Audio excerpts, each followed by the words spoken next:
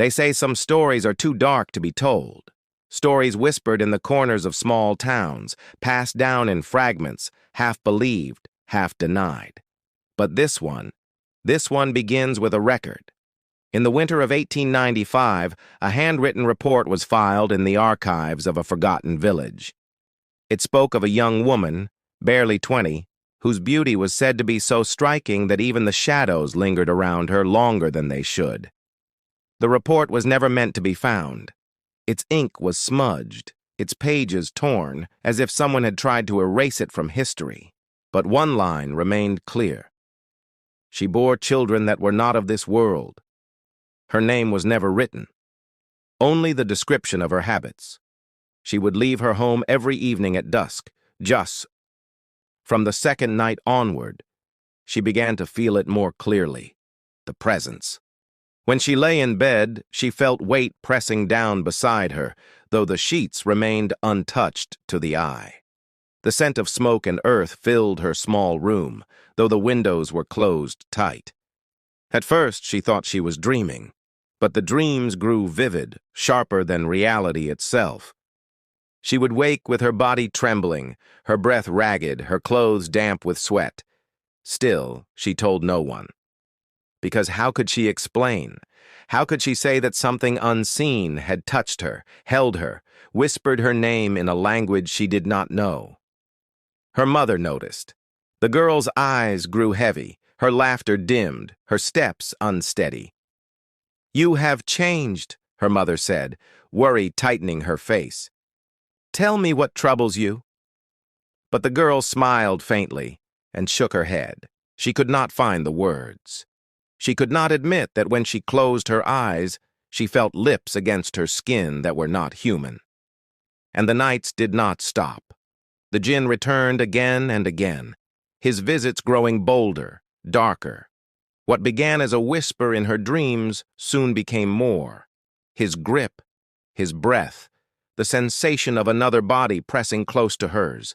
None of it could be seen, but all of it was felt. She began to dread the night. Yet when dusk fell, she felt powerless. Weeks turned into months. Her family noticed her sickness. They brought healers, women who tied charms on her wrists, men who recited verses to shield her from the unseen. But none of it worked. Each charm burned to ash in the night. Each prayer was drowned by whispers in her ear. And then came the children. The report from 1895 noted something terrifying. She was seen speaking to empty air, cradling nothing, rocking invisible weight in her arms. But she was not delusional. She was not mad. To her, the children were real, 3 in number, their faces half seen, flickering in and out of existence like smoke caught in candlelight. Her family watched in horror as she called their names, fed them, played with them. But all anyone else saw was a young woman, rocking herself back and forth, whispering into nothingness. And it was then her family knew. This was no ordinary sickness. Something lived with her, something that had claimed her. By the time the first year had passed, the girl was no longer the same. Her cheeks, once full and glowing, were pale and hollow. Her eyes carried dark circles, as if the nights had been stolen from her. She barely ate. She barely spoke. Yet in the stillness of her room, her voice could be heard, soft, soothing, motherly, as she sang lullabies to children only she could see. Her father grew furious. "Enough of this madness," he shouted one evening as the girl rocked back and forth in the corner of her room, whispering to her unseen children. "You shame this house. There are no children. There is nothing here." But the moment his words cut the air, a sharp sound cracked across the room. A mirror on the wall split into 2, though no hand had touched it. Shards fell to the floor, one piece slicing across the father's palm. The girl stopped rocking. Slowly, she looked up at him. Her eyes were no longer soft. They gleamed with something foreign, something that was not hers. And then she whispered, "Do not speak against them. They are listening." The family grew terrified. Rumors spread among neighbors, whispers of possession, of a jinn who had claimed her as his bride. Women avoided her. Children refused to look at her. At night, from the street, villagers said they heard the cries of infants echoing from her rooftop, though no child was ever seen. One night, her younger brother made a mistake. He followed her quietly to the roof. He wanted to see for himself what she did there. The air was heavy, thick with the perfume she wore, mixed with something rotten beneath it. He hid in the shadows, watching her stand beneath the moonlight, her hair loose, her arms outstretched. She whispered names, names he had never heard, into the air. Then it happened. Shapes began to form around her, 3 small shifting outlines, like children made of smoke and shadow. They clung to her, crawling into her arms, their laughter faint but chilling. The boy's breath caught in his throat. His skin went cold. He tried to run, but one of the shapes turned. It had no eyes, yet it saw him. By morning, the boy was feverish, his lips cracked, his body trembling as if with frost. He told no one what he had seen, but in his sleep, he screamed the same thing again and again. The children are real. The family now understood this was beyond them. They called upon every healer, every exorcist they could find. One by one, men with holy verses came, carrying books, charms, and amulets. They filled her room with smoke, with prayer, with fire. But each attempt ended the same way. The girl's body would convulse violently, her voice changing, deepening into a tone no human throat could carry. She would laugh, a sound that froze the air, and then she would speak in words no one understood. The men would flee, some too terrified to return. Others swore she was not one girl, but many voices bound together. And yet, nothing freed her. The 1895 report grew darker in its entries. It noted that the family tried to keep her hidden, locking her away from the world. But the jinn was not bound by doors or locks. Every night, the whispers continued. Every night, the unseen children cried, and the girl slipped further into a place where no one could reach her. One chilling note was scribbled in the margin of that old report, the handwriting shaky, almost as if written in fear. She has chosen them over us. Her children belong to him, and so does she. The family's desperation reached its peak. The girl was no longer just a daughter or a sister. She had become something else, half in this world, half claimed by the other. Her mother wept at night, begging God to return her child. Her father grew silent, broken by shame and fear. And the neighbors whispered louder now, saying the family was cursed, that the sins of ancestors had invited the jinn. But in truth, it was only her beauty, her defiance, and her nightly habits that had drawn him. One evening, when the air was thick and the sky bruised with storm clouds, a respected scholar finally agreed to come. He was an old man with a white beard, known for his strength in confronting the unseen. The family prepared their home. Candles were lit, verses whispered, salt scattered across the floor. The girl sat in her room, rocking as always. But when the old man entered, she froze. Slowly she turned her head, and her lips curled into a smile that was not hers. A deep voice echoed from her throat. "You should not have come here, old man." The room shook. The candles flickered, their flames bending as though pulled by an unseen breath. Her hair lifted from her shoulders as if invisible hands combed through it.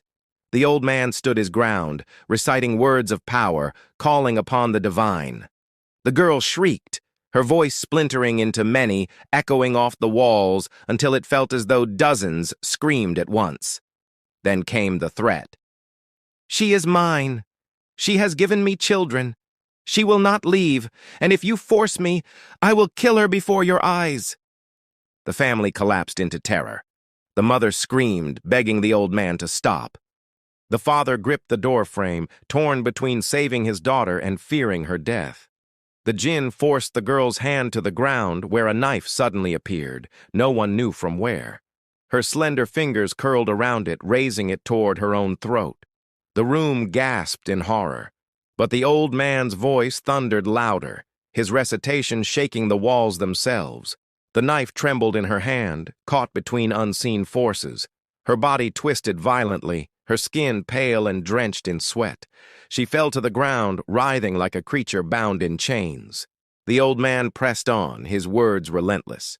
The girl's mouth opened, and from her throat spilled not one cry but many, a chorus of wailing infants. The sound was unbearable, thin, sharp, like nails scratching inside the ear. The family clutched their heads, crying out in agony. Then silence. For a moment there was nothing.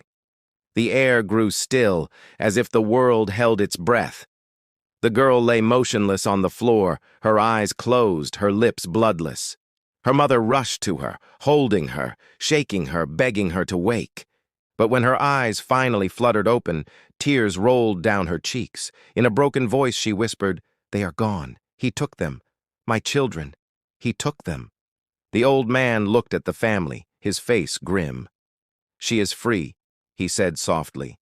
"But she will never be whole again. He has taken what she loved most, and he will always watch her from the shadows."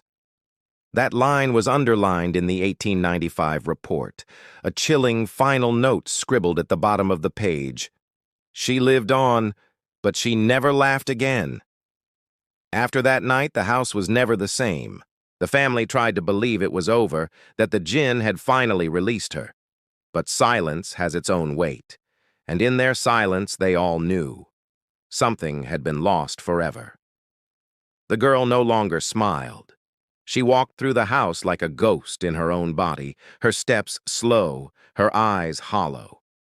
Sometimes she would sit in the corner of her room, clutching her arms as though she still carried the children against her chest. But there was nothing there, only emptiness. Her mother wept quietly, watching her daughter cradle the air, humming lullabies that ended in broken sobs. Her father avoided her eyes, ashamed of what had happened, ashamed that he could not protect his child. And her siblings. They kept their distance, frightened by what they had witnessed, frightened by the memory of the shadows that had once answered her voice. But the girl herself, she was not frightened. She was broken.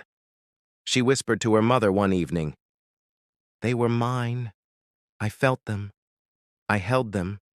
I heard them laugh, and now they are gone. How can I live without them?"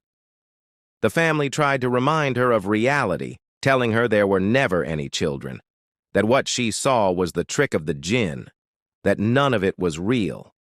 But she shook her head, her tears wetting the floor. "You didn't see them. You didn't hear them call me mother." And sometimes, late at night, she would still hear them. A faint cry in the corner of the room, the patter of small feet running across the floorboards. She would bolt upright, reaching into the dark, whispering their names. But each time, she found only silence. The village, too, remembered.